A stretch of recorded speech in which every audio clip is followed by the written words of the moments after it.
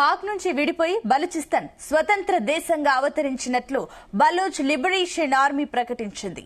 ప్రభుత్వ ఏర్పాటుకు సన్నాహాలు చేస్తున్నామంటూ క్వెటాలో కొత్త పార్లమెంట్ ఫోటోలు, జాతీయ చిహ్నం, జాతీయ గీతాన్ని సోషల్ మీడియాలో షేర్ చేసింది. భారత్ సహా ఇతర దేశాలు తమ దేశంలో ఎంబసీలు ఏర్పాటు చేయాలని కోరింది. ఇక పాక్ నుంచి స్వాతంత్ర్యం కోసం బలూచ్ లిబరేషన్ ఆర్మీ సహా పలు సంస్థలు దశాబ్దాల పాటు పోరాటం చేశాయి.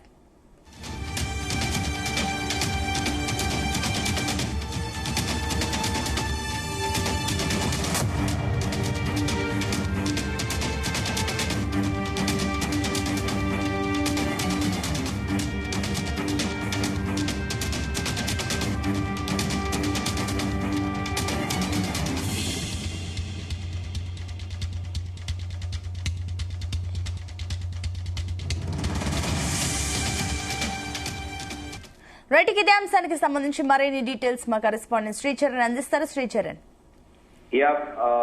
సునీత, పాల్గామ్ ఉగ్రవాద దాడి జరిగినప్పటి నుంచి భారత్ పాకిస్తాన్ దేశాల మధ్య సైనిక ఘర్షణ కొనసాగిన విషయం అందరికీ తెలిసిందే. దాదాపు 18 రోజుల పాటు ఈ పరిస్థితులకు ఉద్వాసన పనులతో కాల్పుల విరమణ ఒప్పందాన్ని కూడా ఇరు దేశాలు అంగీకరించిన విషయం తెలిసిందే. అయితే ఇలాంటి సమయంలోనే పాకిస్తాన్ లోని బలూచ్ లిబరేషన్ ఆర్మీ సంచలన కామెంట్లు చేసింది. ముఖ్యంగా భారతదేశానికి కూడా ప్రికాషనరీగా చెప్తూ పాకిస్తాన్ తో జాగ్రత్తగా ఉండాలని, పాకిస్తాన్ దేశం అనేది ఊసర వెల్లిలా రంగులు మారుస్తుందని, కాల్పుల విరమణ యుద్ధ వ్యూహంలో ఒక భాగమేనని కూడా వివరించింది. ఏమాత్రం ఆదమర్చిన పాకిస్తాన్ నాశనం చేసేందుకు ఫ్యూయల్ పడుతుంది అనేది కూడా బలూచ్ ఆర్మీ సంచలన కామెంట్ చేసింది. పాకిస్తాన్ తో జాగ్రత్తగా ఉండాలనేది కూడా బలూచ్ లిబరేషన్ ఆర్మీ కాషన్ చేసిన విషయం తెలిసిందే. దీంతో పాటు భారతదేశానికి సంపూర్ణ మద్దతు ఉంటుంది అని యుద్ధ సమయంలో కూడా ఇచ్చిన స్టేట్మెంట్ కూడా సర్వత్రా చర్చనీయాంశంగా మారింది. ఒకవైపేమో దౌత్యపరంగా, మరోవైపు క్షిపణుల దాడుల గురించి పాల్గామ్ దాడి ఉగ్రవాదితో ఒక్కసారిగా ఒలికిపడ్డ భారతదేశం అదే రీతిలో కూడా పాకిస్తాన్ కి రిటాలియేట్ చేసి పాకిస్తాన్ ఎయిర్ ఫోర్స్ బేస్లతో పాటు దాదాపు 10 నుంచి 20 వరకు పాకిస్తాన్ లో ఉన్న టెర్రరిస్ట్ క్యాంపులను కూడా అటాక్ చేసిన విషయం తెలిసింది. దాదాపు 100 మంది పైగా ఉగ్రవాదులు మరణించారు. కేవలం ఉగ్ర స్థావరాలే లక్ష్యంగా కూడా భారత్ త్రివిధ దళాలు దాడి చేశాయి. సో అయితే మనందరికీ తెలిసిందే మే 10th రోజు ఇద్దరు కూడా సీజ్ ఫైర్ ఒప్పందానికి కూడా కుదుర్చుకున్నారు. అయితే పాకిస్తాన్ ఊసర వెళ్లి మాటలు భారతదేశం ఎప్పుడు నమ్మొద్దని, ఎట్టి పరిస్థితులలో కూడా నమ్మొద్దని, పాకిస్తాన్ నుంచి వినిపించే శాంతి, కాల్పుల విరమణ, సోదర భావం ప్రవచనాలు అవన్నీ మూసపూరితమేనని కూడా బలూచ్ ఆర్మీ సంచలనాత్మకమైన కామెంట్స్ కూడా చేసింది. ఇవన్నీ యుద్ధంలో యుఎన్లో భాగమేనని, తాత్కాలిక ఉపాయం కోసమే పాకిస్తాన్ ఇలా కాల్పుల విరమణకు ముందుకు వచ్చిందని, ఏమాత్రం ఆదమర్చిన పాకిస్తాన్ మాటలు భారత్ నమ్మినా కూడా భారతదేశము నట్టేట మునుగుతుందని కూడా బలూచ్ లిబరేషన్ ఆర్మీ తెలిపింది. అయితే మొదటి నుంచి కూడా మనం 2001 సంవత్సరం నుండి కూడా బలూచ్ లిబరేషన్ ఆర్మీ గెరిల్లా దాడులు అనేది ఉధృతం చేసింది. సో పాకిస్తాన్ పైనే ఉంటూ సొంత దేశమైన పాకిస్తాన్ పైన కూడా తిరుగుబాటు చేస్తోంది. అయితే కొంతకాలంగా కూడా పాకిస్తాన్ లిబరేషన్ ఆర్మీ పాకిస్తాన్ పైన కూడా తిరబడి తమకు స్వాతంత్రం కావాలని, ప్రత్యేక దేశంగా మారాలనుకుంటున్నామని కూడా చెబుతోంది. వరుస పెట్టి సిరీస్ గా పాకిస్తాన్ సైనికులే లక్ష్యంగా కూడా దాడులు చేస్తూ అనేక మంది పాకిస్తాన్ జవాన్లను కూడా చంపింది. అయితే భారత్ పాకిస్తాన్ ఉద్రిక్త వేళల్లో కూడా తమకి సహాయం చేయమని కూడా ప్రధాని మోదీని కూడా బలూచ్ ఆర్మీ కోరింది. అయితే ఫారెన్ ప్రాక్సీ అంటూ తమపై వస్తున్న ఆరోపణలు కూడా తోసిపుచ్చుతూ తామేమి కీలుబొమ్మలం కాదని, తమ ప్రాంతానికి భవిష్యత్తు సైనిక రాజకీయ వ్యూహాత్మక నిర్మాణంలో తమకు సరైన స్థావరం ఉందని, తమను తాము డైనమిక్ నిర్ణయాత్మకంగా కూడా బలూచ్ ఆర్మీ ప్రకటించింది. దీంతో పాటు చైనా పాకిస్తాన్ ఎకనామిక్ కారిడార్ అని చెప్పి బెల్ట్ అండ్ రోడ్ ఇనిషియేషన్ చేసినప్పటి నుంచి అక్కడ పాకిస్తాన్ లో పాకిస్తాన్ కంటే ముఖ్యంగా బిజినెస్ ఆస్పెక్ట్ లో చైనాకి గ్వాదర్ పోర్ట్ అనేది చాలా ఇంపార్టెంట్. పాకిస్తాన్ లో రెండు పోర్ట్లు ఉన్నాయి, ఒకటి కరాచీ, ఇంకొకటి గ్వాదర్ పోర్ట్. గ్వాదర్ పోర్ట్ అనేది కంప్లీట్ గా చైనీస్ ఆర్మీ కంట్రోల్లో ఉండే కొన్ని సంవత్సరాల క్రితం వరకు. సో అయితే ఎప్పుడైతే ఈ బెల్ట్ అండ్ రోడ్ ఇనిషియేషన్ జరిగిందో అప్పటి నుంచి కూడా బలూచిస్తాన్ ఆర్మీ టార్గెట్ చైనీస్ ఆర్మీలని టార్గెట్ గా చేస్తూ చైనీస్ ఆర్మీల పైన విస్తృత స్థాయిలో దాడి చేసింది. ఒకానొక సమయంలో చైనా దేశము పాకిస్తాన్ కి అల్టిమేటం దారి చేసింది. తమ సోల్జర్లు, పాకిస్తాన్ సోల్జర్లు ఉంటేనే ఫర్దర్ గా belt and road, Pakistan China economic corridor అనే పని ముందుకు సాగుతుంది, లేకపోతే కొనసాగదు అని పాకిస్తాన్ ఆర్మీని చైనా అభ్యర్థించడం కూడా దీని వెనుకాల బలూచిస్తాన్ ఆర్మీ ఎలా వేటాడింది అనేది కూడా చాలా స్పష్టమవుతోంది. బలూచ్ ఆర్మీని చూస్తే చైనా ఆర్మీ భయపడిపోయిందంటే బలూచ్ ఆర్మీ ఏ రకంగా దాడులు చేసిందో కూడా దీన్ని చాలా క్లియర్ గా కూడా మనం అర్థం చేసుకోవచ్చు. సో ఎప్పుడైతే ఇంకా చైనా సోల్జర్స్ చాలా మటుకు కూడా చైనీస్ సోల్జర్లు అందరూ కూడా ఈ సింధు ప్రావిన్స్ ప్రాంతాల నుంచి కూడా భయపడిచ్చి యథావిధిగా చైనాకు పారిపోయారు. కానీ ఫుల్ ఫ్లెడ్జ్ గా ఇంకా పాకిస్తాన్ ఆర్మీయే కంప్లీట్ గా ఈ చైనా పాకిస్తాన్ ఎకనామిక్ కారిడార్ ని మానిటర్ చేస్తూ వస్తుంది.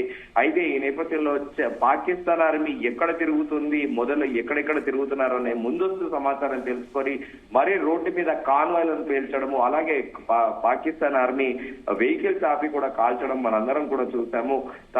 ఇన్నాళ్లు కూడా పాకిస్తాన్ తమని ఇబ్బంది పెట్టి దాదాపు 70 ఏళ్లుగా తమకు విద్య, వైద్య, ఉపాధి అవకాశాలు ఇవ్వకుండా, అలాగే తమ ప్రాంతాన్ని కనీసం చూడకుండా తమ ప్రాంతంలో ఉన్న సహజ సంపదను చైనాకి దోచిపెడుతుంది పాకిస్తాన్ అంటూ కూడా పదే ఆరోపించిన విషయం తెలిసిందే. ఇప్పుడు ఏకంగా తాము పాకిస్తాన్ నుంచి విడిపోతున్నామంటూ స్వతంత్ర దేశంగా కూడా ఆవిర్భవించబోతున్నామంటూ కూడా పాకిస్తాన్ కి షాక్ ఇచ్చింది. పాకిస్తాన్ నుంచి విడిపోయి బలూచిస్తాన్ స్వతంత్ర దేశంగా అవతరించినట్లు కూడా ప్రకటించింది. ప్రభుత్వ ఏర్పాటుకు సన్నాహాలు చేస్తున్నామంటూ కూడా తెలిపింది. క్వెట్టాలోని కొత్త పార్లమెంట్ లో ఫోటోలు, జాతీయ చిహ్నము, జాతీయ గీతాన్ని కూడా షేర్ చేసింది. భారత్ సహా ఇతర దేశాలు తమ దేశంలో ఎంబసీలు ఏర్పాటు చేయాలని కూడా బలూచిస్తాన్ కోరింది. పాకిస్తాన్ స్వాతంత్రం కోసం దశాబ్దాలుగా పోరాటం చేస్తున్న బలూచిస్తాన్ కి ఇప్పుడు విముక్తి లభించిందని కూడా తెలిపింది. దీనికి మనం ఒక క్లాసిక్ ఎగ్జాంపుల్ కూడా తీసుకోవాలి. సో గతంలో పాకిస్తాన్ లో రా ఏజెంట్ గా దాదాపు 7 సంవత్సరాలు పైగా ఉన్న national security adviser Ajit Doval మంత్రాంగం గురించి మనం ప్రత్యేకంగా చెప్పుకోవాలి. ఎందుకంటే అసలు బలూచిస్తాన్ ఆర్మీకి, బలూచిస్తాన్ కి, స్వాతంత్ర దేశానికి, నేషనల్ సెక్యూరిటీ అడ్వైజర్ కి ఏంటి డిఫరెన్స్ అనేది, ఏంటి సంబంధం అనేది కూడా సగటు భారతీయుడి మధ్యలో వెళ్తుంది. వాస్తవికంగా ఒక కాన్క్లేవ్ లో national security adviser Ajit Doval కొద్ది రోజుల కిందట కీలక వ్యాఖ్యలు చేశారు.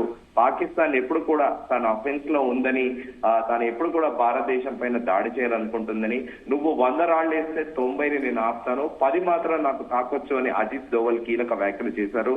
నువ్వు ఒకవేళ తిరిగి కాశ్మీర్ కావాలనుకుంటే మాత్రం నువ్వు ఖచ్చితంగా బలూచిస్తాన్ కోల్పోవాల్సిందే అంటూ కూడా సంచలనాత్మకమైన వ్యాఖ్యలు చేస్తారు. ఇది ఎప్పుడు దాదాపు 4-5 సంవత్సరాల కిందట నేషనల్ సెక్యూరిటీ అడ్వైజర్ చేసిన వ్యాఖ్యలు ఈ రోజు బలూచిస్తాన్ తమ సొంత దేశంగా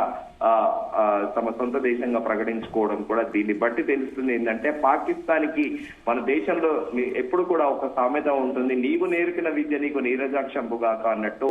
పాకిస్తాన్ ఏదైతే టెర్రరిస్టులని ఉసిగొలిపి భారతదేశం పైన ఎలా అయితే దాడులు చేస్తూ వస్తుందో దాదాపు 5 టికెట్స్ నుంచి, సో ఇప్పుడు అదే పాకిస్తాన్ కి సొంత దేశంలోనే బలూచ్ రూపేణ కూడా ఇప్పుడు ఒక రెబల్ బలూచిస్తాన్ సొంత దేశం అని ప్రకటించడం కూడా దీని వెనకాల పాకిస్తాన్ తాను ఇప్పటికైనా రియలైజ్ అయ్యి తన ఒక్క బుద్ధిని మార్చుకోవాలని కూడా నెటిజన్లు కామెంట్ చేస్తున్నారు. So Ajit Doval national security adviser ఏదైతే 4-5 ఏళ్ల కిందట పాకిస్తాన్ హెచ్చరించాడో అప్పుడు పాకిస్తాన్ కి సోయి లేకుండా ఉంది. సో ఇప్పుడు తాజాగా పాకిస్తాన్ కి ఎటు అంటే ముందుకు వెనక్కి సాగలేని, ఇటువైపు భారతదేశం దాడి చేస్తుంది, మరోవైపు ఏమో బలూచిస్తాన్ ఆర్మీ దాడి చేస్తుంది. కుక్కిన పేరులా ఉండాల్సిన పరిస్థితి ప్రస్తుతం పాకిస్తాన్ కి అయితే ఉంది. సునీత, అయితే శ్రీచరణ్ ఏదైతే బలూచిస్తాన్ స్వతంత్ర దేశంగా ప్రకటించుకుందో ఇది కేవలం ఒక యుద్ధంలో భాగంగా ప్రచారమా, లేదంటే నిజంగానే అక్కడ గవర్నెన్స్ ఏర్పాట్లు జరుగుతున్నాయా?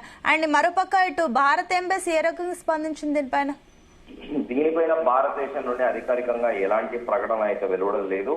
కానీ యథావిధిగా బలూచిస్తాన్ మొదటి నుంచి కూడా కొద్ది రోజుల కిందట క్వెట్టా అనే ప్లేస్ ని కూడా ఆక్యుపై చేసుకొని అక్కడ బలూచిస్తాన్ జెండా కూడా ఎగరేసింది. సో ఇప్పుడు బలూచిస్తాన్ మీద పాకిస్తాన్ దాడి చేసే పరిస్థితులు కూడా లేవు. ఎందుకంటే స్వయంగా కొంతమంది ఆర్మీ అధికారులే పాకిస్తాన్ కి ఆర్మీ చీఫ్ కి నివేదికలు ఇచ్చారని, ఆర్మీ సోల్జర్లు జవాన్లందరూ బలూచిస్తాన్ ఆర్మీని చూసి భయపడి పారిపోతున్నారని, బలూచ్ పైన దాడి చేయాలంటేనే వణికిపోతున్నారంటూ కూడా ఒక నివేదిక కూడా ఇచ్చారనేది ప్రచారంలో ఉంది. సో ఇప్పుడు పాకిస్తాన్ దీనిపైన బలూచిస్తాన్ ఆర్మీ పైన దాడి చేసే అవకాశం లేదు. అయితే యథావిధిగా కొన్ని దేశాలని కూడా తమ దేశంలో ఎంబసీలు ఏర్పాటు చేయాలని, దాంట్లో భారతదేశాన్ని కూడా బలూచిస్తాన్ లో ఎంబసీ ఏర్పాటు చేయాలని కోరింది. కానీ ఇప్పుడు దీనిపైన భారతదేశం అయితే ఇప్పటి వరకు ఎలాంటి ప్రకటన అఫీషియల్ గా అయితే చేయలేదు. సో మరి చూడండి మిగతా ప్రపంచ దేశాలు ఎలా రెస్పాండ్ అవుతాయి. అలాగే యునైటెడ్ నేషన్స్ లో ఖచ్చితంగా రికగ్నిషన్ అనేది ఉండాలి బలూచ్ ఆర్మీకి. సో ఈ నేపథ్యంలో ఒకవేళ యునైటెడ్ నేషన్స్ లో అఫీషియల్ రికగ్నిషన్ వస్తే మాత్రము బలూచిస్తాన్ మరో దేశంగా ఖచ్చితంగా అఫీషియల్ గా ఆవిర్భవించే అవకాశం అయితే ఉంది సునీత. ఓకే శ్రీచరణ్.